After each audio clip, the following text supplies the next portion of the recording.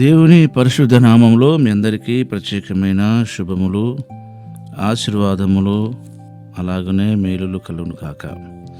ఈరోజు దేవుని వాక్యము లేదా దేవుని వాగ్దానం కీర్తన 91. ఈ 91వ కీర్తనలో 15వ వాక్య భాగం. అతడు నాకు మొరుపెట్టగా నేను అతనికి ఉత్తరం ఇచ్చేదను, శ్రమలలో నేను అతనికి తోడై ఉండేదను, అతన్ని విడిపించి గొప్ప చేసేదను. శ్రమలలో నేను అతనికి తోడై ఉండేదను, అతడు నాకు మొరుపెట్టగా నేను అతనికి ఉత్తరం ఇచ్చేదను. దేవుడు మన ప్రార్థనకు జవాబిచ్చేవాడు అని మనం ప్రార్థించిన వెంటనే ఆయన జవాబు కొరకు ఎదురు చూడడం కాదు, కానీ ఆయన మనకు జవాబు ఇస్తాడు ఆయన టైమింగ్లో. కనుక మనం ఆయన టైమింగ్లో మనం ఆయన జవాబు కొరకు వేచి ఉండాలి. ప్రార్థించిన వెంటనే దేవుని జవాబు రాకపోవచ్చు, కానీ దేవుని జవాబు వచ్చేంత వరకు ప్రార్థించాలి.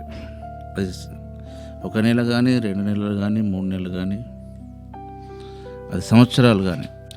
నిజంగా మనం దేవుని కార్యాలు చూడాలంటే దేవుడు కూడా కొన్నిసార్లు మనల్ని పరీక్షిస్తాడు. కనుక మన ఆత్మీయ జీవితంలో మనము ఈ కీర్తన రాసిన మోషే భక్తునిలాగా మనం మొరుపెట్టే వారమై ఉండాలి. అయితే మన శ్రమలలో మనకు తోడుగా ఉంటాడు దేవుడు. సిద్రకు, మెషకు, అబేద్నెగోకు, దానియేలు, దావీదుకు, వీళ్ళందరికీ తోడుగా ఉన్నాడు. ప్రార్థించిన వెంటనే దేవుడు అద్భుతాలు జరిగించలేదు. ఆ శ్రమలలో కొన్ని పాఠాలు నేర్పించి ఉంటాడు. ఆ తర్వాత ఆయన మాట గమనించండి, అతన్ని విడిపించేదని గొప్ప చేసేదను. శ్రమ లేని ఆశీర్వాదము అసలు ఆశీర్వాదం కాదు. కనుక ఈ విషయాన్ని మనం అందరం గమనించి మన ఆత్మీయ జీవితంలో శ్రమ పడడానికి ఇష్టపడదాం, అంతేగాని కావాల్సుకున్న శ్రమలోనికి వెళ్ళకండి. శ్రమ అనేది నీకు తెలియకుండానే నీ జీవితంలో కలిగే ఒక గొప్ప ఆశీర్వాదం అది. కనుక అలాంటి శ్రమలలో మనం ప్రభు వైపు చూడడానికి, ప్రభుపై ఆధారపడడానికి ప్రయత్నం చేయాలి. శ్రమ కలిగినప్పుడు మీరు ప్రార్థన చేయండి అని రాయబడ్డది లేఖనాల్లో. మరి ప్రార్థన అంటే శ్రమ లేనప్పుడు ప్రార్థన చేయకూడదా? కొంతమంది క్రైస్తవులు అలాగే ఉంటారు. జ్వరం వస్తేనే బైబిల్ తల కింద పెట్టుకుంటారు, ఆ తర్వాత బైబిల్ తీసుకెళ్ళి సెల్ఫ్లో పెడతారు. బైబిల్ చదవరు, ప్రార్థన కూడా చేయరు. కొంతమంది చేసేది ప్రార్థన ఏంటంటే ఆహారం తింటప్పుడు చేస్తారు, ఎటన్నా ఊరికి వెళ్ళేటప్పుడు చేస్తారు. కొంతమంది మిగతా వాళ్ళు అది కూడా చేయరు. అది కాదు ప్రార్థన అంటే.